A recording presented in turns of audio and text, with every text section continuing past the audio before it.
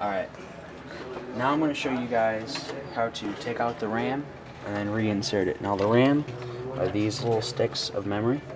They're in the motherboard. What you do is on the side there are these little clamps. And you just push them out and it comes straight out. And you would do that with all of these.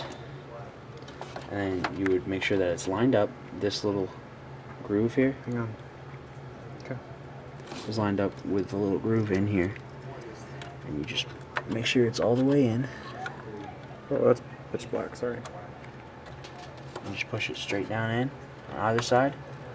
Make sure it's in before you put any force in, otherwise you might break the stick. Push it in. And it'll just, these things clamp back on by themselves.